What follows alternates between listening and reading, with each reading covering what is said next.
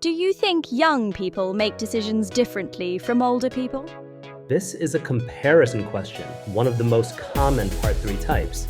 And if you don't have a framework for handling it, you're going to ramble. I've watched thousands of candidates stumble through these questions, saying things like, yes, I think young people are different because they are young, and old people are old and have more experience. That's Band 5. In this episode, I'm giving you the exact framework that turns comparison questions into Band 8 answers. And this pairs perfectly with episode 18, where we covered the difficult decision cue card. I'm Felicity, that's Anthony, and welcome to episode 19 of IELTS Speaking Podcast. Right, so if Part 2 asked about your decision, Part 3 is going to ask about decisions in general. How do people make them? Do different groups make them differently? What factors affect decision-making? These are abstract questions that require a specific approach. And you've examined thousands of these. Over 10 years of it. And I can tell you, the candidates who score highest aren't smarter or more knowledgeable. They just have structures for handling abstract questions. Today, I'm teaching you 3 of them. What are we covering? First, the comparison structure, how to contrast 2 groups without sounding simplistic. Second, generalization hedging, how to make broad statements without sounding ignorant. And third, concrete examples, how to ground abstract answers in reality. These 3 techniques work for any Part 3 comparison or abstract question. Let's get into it. All right, let's start with why comparison questions are tricky. The examiner asks something like, do young people and older people make decisions differently? And most students immediately think, okay, I need to say yes or no and give a reason. So they say something like, yes, I think they are different because young people make fast decisions because they don't think carefully, and old people make slow decisions because they have more experience. What's wrong with that? It's very black and white. Exactly, it's oversimplified. It sounds like something a child would say. There's no nuance, no sophistication. And the vocabulary is basic: fast, slow, think carefully, experience. Part 3 is designed to test whether you can discuss abstract ideas like an educated adult. That means showing you understand complexity. So how do We we show show complexity? with framework number 1, the comparison structure. The comparison structure uses specific language to contrast 2 groups in a sophisticated way. Here are the key phrases. Whereas Group A tend to, Group B often, there tends to be a distinction between, on one hand, on the other hand. While it's true that Group A, Group B might, let me demonstrate. Same question. Do young people and older people make decisions differently? I think there tends to be a distinction, yes, whereas younger people often make decisions quite quickly, sometimes impulsively based on emotion or immediate desires. Older people tend to take a more measured approach. They might weigh up the long-term consequences more carefully, probably because they've, learned from past mistakes. That said, it's not universal. I know plenty of impulsive older people and cautious young ones. That's so much better. It sounds like someone who's actually thought about the topic. And notice what I did. I used whereas to set up the contrast. I gave characteristics of both groups. I acknowledged exceptions at the end. It's not universal. That's sophisticated thinking. Can we practice that phrase? Absolutely. Say it with me. Whereas younger people tend to, older people often, go on. Whereas younger people tend to, older people often, good.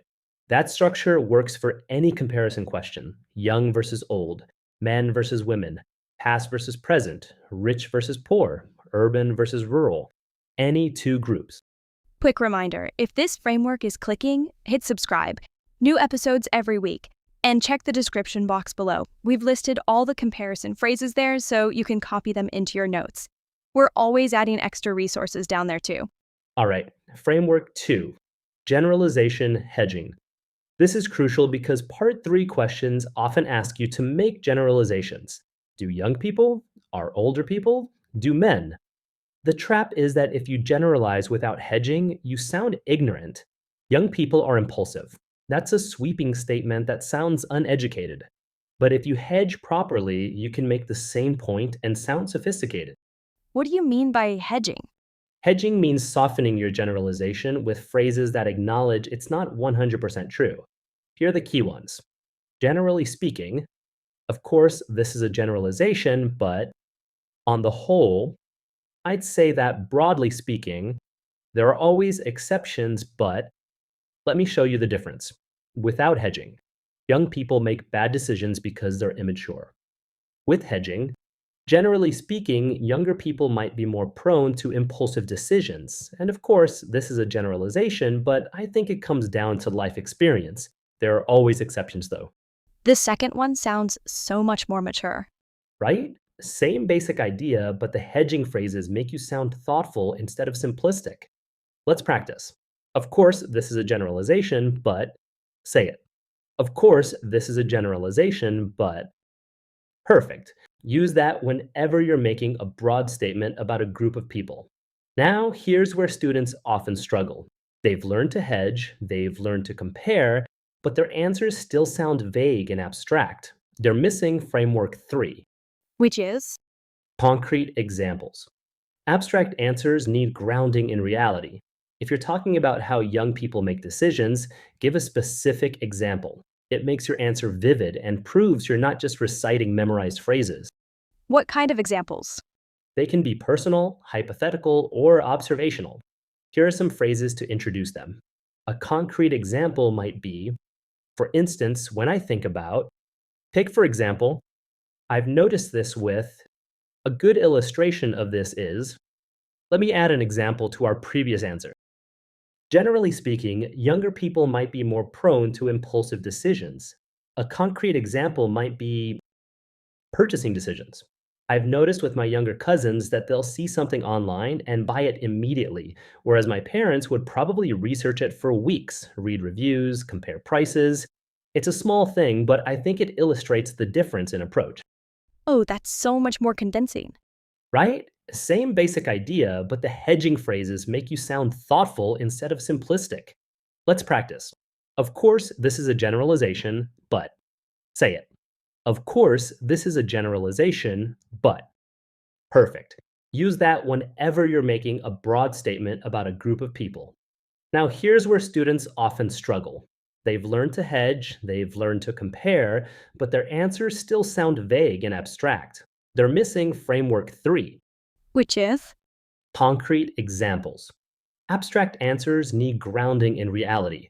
If you're talking about how young people make decisions, give a specific example. It makes your answer vivid and proves you're not just reciting memorized phrases.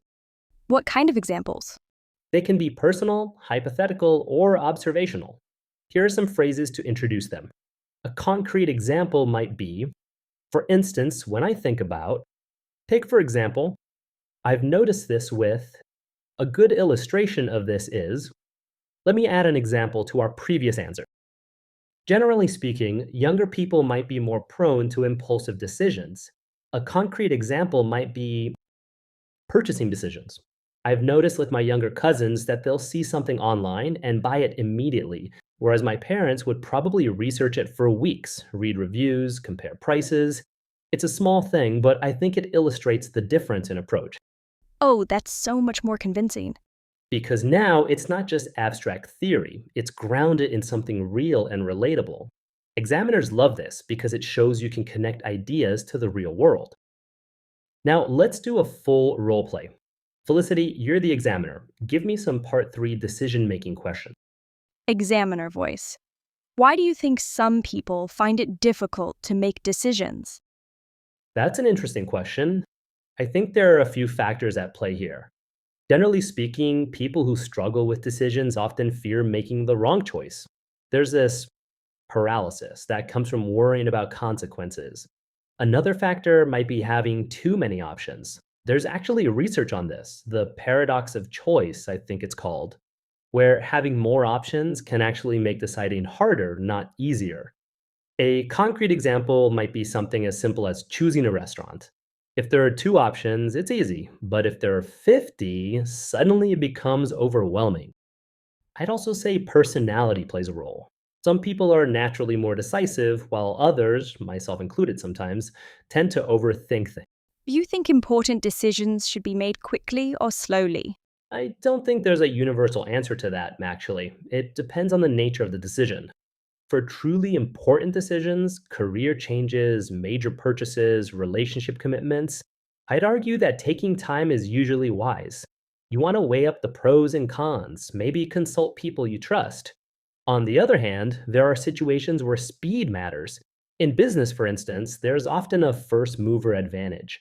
If you deliberate too long, you might miss the opportunity entirely.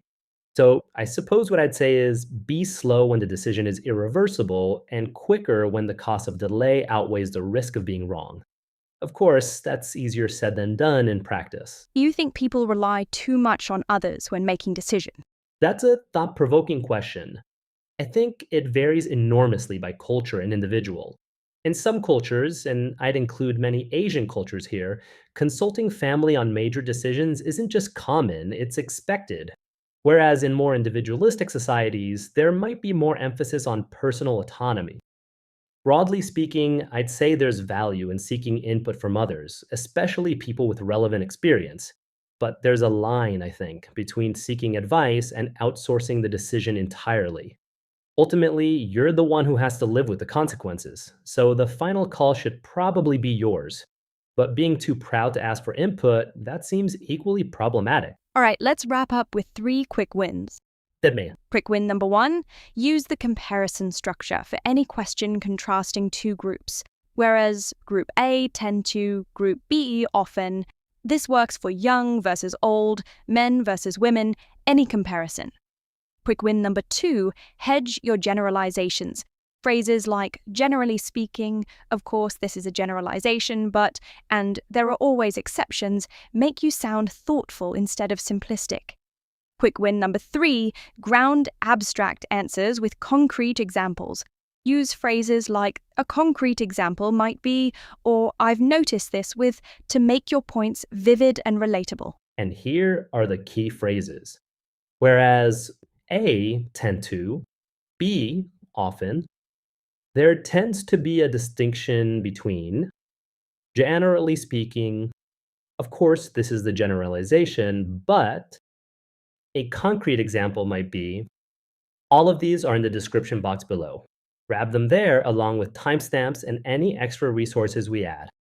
And that's episode 19, the framework for part 3 comparison and abstract questions. If this helped, smash that subscribe button. New episodes drop every week. What's coming next? Next episode is a big milestone. It's Examiner Secrets number 5.